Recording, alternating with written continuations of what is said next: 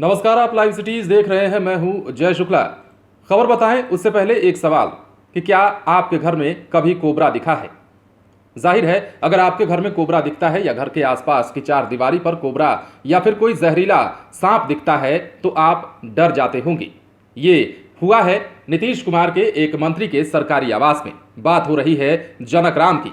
जनकराम के आवास में अचानक अफरा तफरी का माहौल कायम हो जाता है, भगदड़ मच जाती है और लोग डर भी जाते हैं। दरअसल ये बात तब हुई जब सरकारी आवास में, मंत्री जनकराम के सरकारी आवास में अचानक कोबरा सांप देखा जाता है और जब तक मंत्री और उनके कर्मचारी कोबरा को पकड़ पाते, वो कोबरा नाले में जाकर समा जाता है। लेकिन उसके तुरंत बाद मंत्री मदद मांगते हैं और मदद के लिए जब वहां से वन विभाग के कर्मचारी पहुंचते हैं, जो सांप पकड़ने वाले लोग पहुंचते हैं, तो तब तक मंत्री और उनके परिवार के लोग काफी डरे हुए रहते हैं। पूरा मामला हम अगर आपको बताएं तो बिहार सरकार के मंत्री जनकराम के सरकारी आवास में सनसनी फैल गई उस वक्त जब कैंपस में जहरीला कोबरा देखा गया।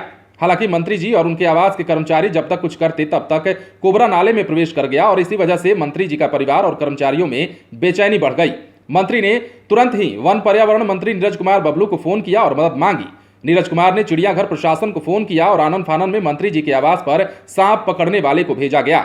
लेकिन सांप एक स्लैब के नीचे छुपा हुआ था और फिर नगर निगम को सूचित किया गया और निगम की तरफ से जेसीबी भेजा गया। जेसीबी से स्लैब को तोड़कर सांप को पकड़ा गया। जब सांप को पकड़ने की कोशिश चल रही थी तब मंत्री जनकराम खुद कैंपस में सब कुछ देख रहे थे। जब कोबरा को पकड़ लिया गया तब मंत्री जी और उनके कर्मचारियों ने राहत की सांस ली। लेकिन मामला यहीं खत्म नहीं हुआ।